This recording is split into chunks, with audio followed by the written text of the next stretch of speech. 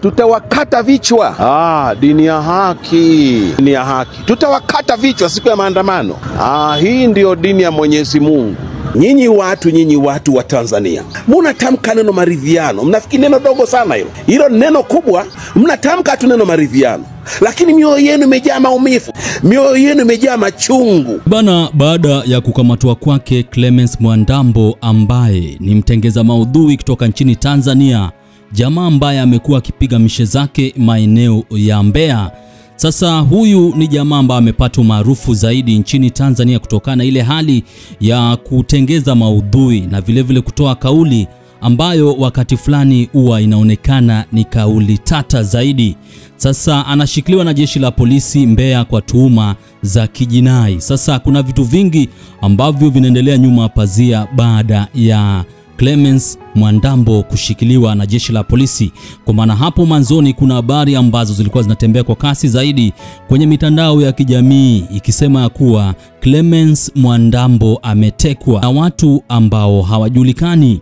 Sasa hii ni issue ambayo imepelekea wengi kucharuka kwenye mitandao ya kijamii nchini Tanzania. Wanajiuliza maswali kibao kuhusiana na mazingira ambayo Clemence Mwandambo alikamatwa. Sasa jeshi la polisi nchini Tanzania limetoa taarifa kuhusiana na ile hali ya Clemence Mwandambo kukamatwa Novemba mwaka wa 2025. Taarifa kwa umma na ni Jamhuri ya Muungano wa Tanzania, Wizara ya Mambo ya Ndani ya Nchi, Jeshi la Polisi Tanzania. Sasa barua hii inasema hivi: ashikiliwa na jeshi la polisi Mbeya kwa tuhuma za kijinai. Jeshi la polisi mkoa wa Mbeya lamshikilia mwalimu wa shule ya awali ya St. Clemence, ndugu Clemence Kenani Mwandambo, mkazi wa Uzunguni jijini Mbeya kwa tuhuma za uchochezi. Mtuhumiwa alikamatwa mnamo Novemba 21 mwaka wa 2025 saa 5:20 usubuhi maeneo ya Uzunguni jijini Mbeya, akitoa na kusambaza maneno ya uchochezi na uchonganishi kupitia akaunti zake za mitandao ya kijamii ya Facebook na Instagram. Upelelezi unakamilishwa ili hatua nyingine za kisheria ziweze kuchukuliwa dhidi yake. Sasa imetolewa na kamanda wa polisi mkoa wa Mbeya nchini Tanzania. Clemence Mwandambo ndiyo amekamatwa na jeshi la polisi na wanasema ni kosa la jinai, kwa maana polisi wanadai ya kuwa alikuwa anatengeza maudhui ya kuleta uchochezi nchini Tanzania. Sasa hii ni issue ambayo imemvutia mwanadada mpambanaji ambaye anajulikana kama Mange Kimambi, ambaye amepandisha picha ya Clemence Mwandambo kwenye mitandao ya kijamii na kuandika, ama iko na caption nasema hivi: mwalimu Clemence Mwandambo ametekwa na watu wasiojulikana akiwa nyumbani kwake Mbeya. Sasa baadaye akaweka caption kama hii.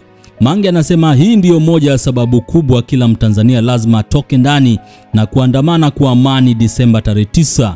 Hatuwezi kuishi kwenye nchi kama hii, hatuwezi kuishi maisha ya hofu hivi. Ni lazima nchi yote tuibadilishe, ni lazima haki ipatikane.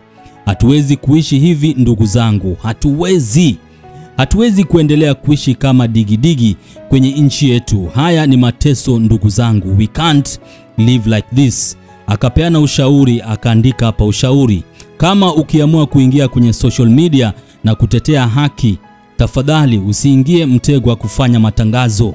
Ukifanya matangazo tu basi wamekupata, maana wale wa kufanya matangazo unawapa namba ya simu wakutumie pesa. Wale wanakuwa wametumwa na watekaji, so wanatoa namba yako. Watekaji wakipata namba yako ya simu basi wameshakupata. Ndio maana hatakwi kukutana na mtu DM ya Instagram alafu akakubali kwenda kuchat naye WhatsApp.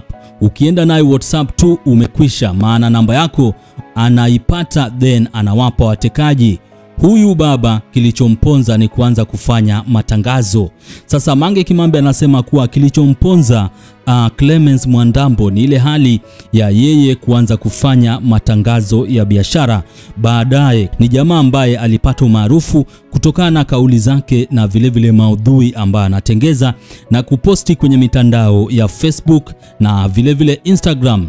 Mange Kimambi anasema kuwa kama wewe ni mtengeza maudhui, usiingie kwenye biashara ya matangazo ama matangazo ya biashara, kwa maana ukipeana namba zako za simu inamaanisha kuwa watekaji watakuwa wameipokea kutoka kwa kampuni husika, alafu baadaye wataanza kukuandama. Kwa maana Mange anasema kuwa ile hali ya kupeana namba yako ya simu, wanakuandama hadi kwa WhatsApp chat na wanapata location, yani mahala upo. Sasa hali hiyo itapelekea watekaji, yani itawapa mazingira rafiki ya kukuteka wewe kama mhusika mkuu.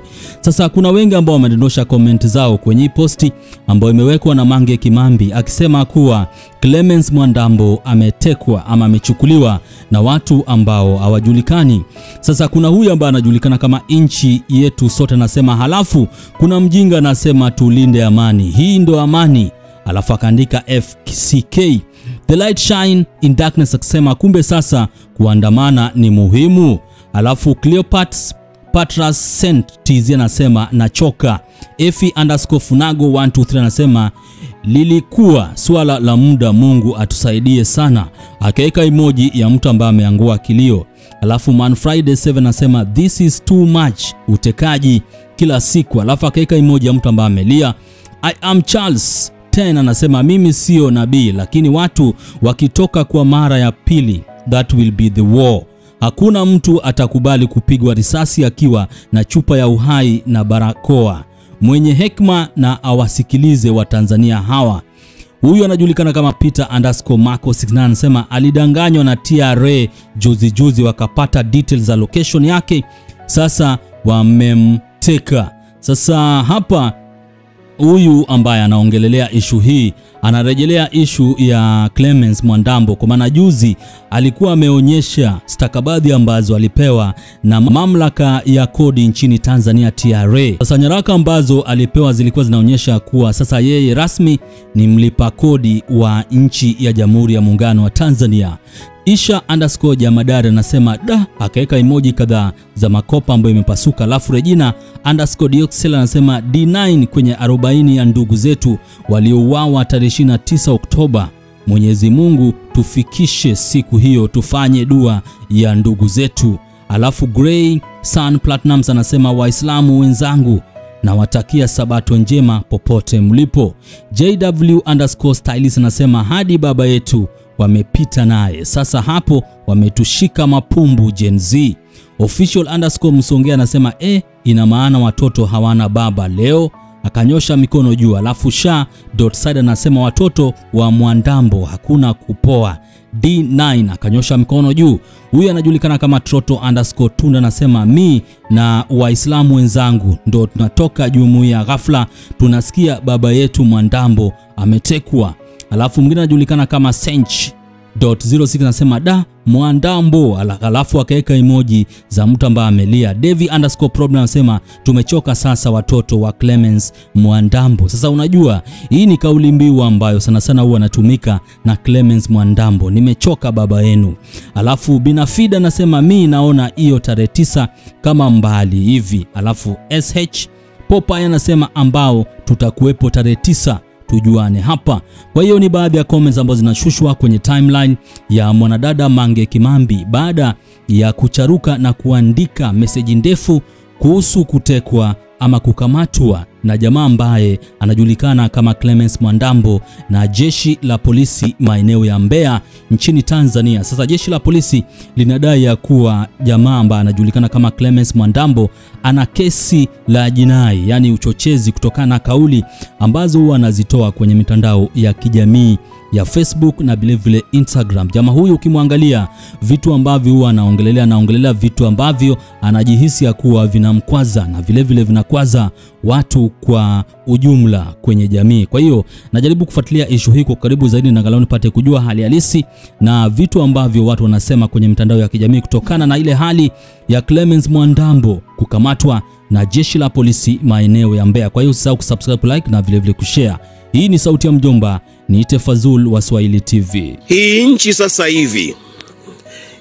sasa hivi kuna hatari kakumbwa na udini.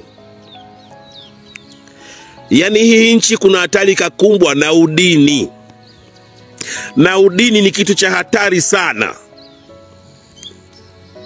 Yani dini ni kitu cha hatari sana. nasema wanasiasa, angalieni sana matamko ya kidini.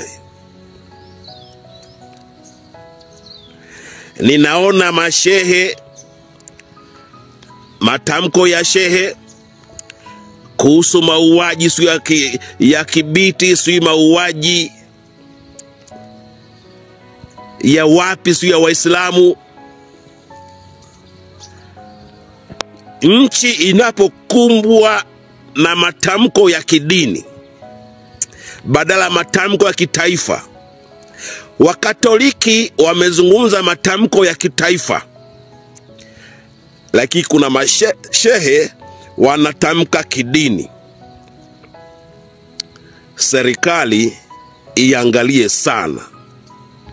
Baba yenu Clemence Mwandambo, nimemaliza. Tutawakata vichwa. Dini ya haki. Dini ya haki. Tutawakata vichwa siku ya maandamano. Hii ndio dini ya Mwenyezi Mungu. Hii ndio dini ya Mwenyezi Mungu. Tutawakata vichwa, kata vichwa. Dini ya haki, dini ya haki. Hii dini ya haki. Tutawakata vichwa. Tutawakata vichwa. Tutoke wote wa imani hii, tukawakate vichwa siku ya andamano. Hii ndio dini ya haki. Dini ya haki. Nachoka baba yenu Clemence Mwandambo na hizi dini za haki hizi. Nachoka, nimemaliza.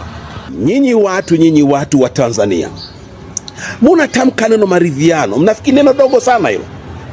Hilo neno kubwa. Mnatamka tu neno maridhiano, lakini mioyo yenu imejaa maumivu. Midomo yenu inatamka neno maridhiano, lakini mioyo yenu imejaa maumivu. Mioyo yenu imejaa machungu. Tena bado mnasababishiana machungu. Bado mnaendelea kuumizana.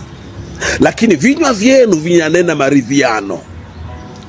Vinywa vyenu vimekuwa ni vinywa vya kinafiki. Vinatamka neno maridhiano. Kwa siri mnatafunana. Kwa siri mnakulana. Kwa siri mnaumizana. Lakini vinywa vinasema maridhiano. Tunatafuta maridhiano. Tunatafuta maridhiano. Muwage wa kweli, maana kweli itakuweka huru. Nachoka baba yenu Clemence Mwandambo. Mimi nachoka, maana nyinyi wote ni watoto wangu. Kwa helini, nimemaliza.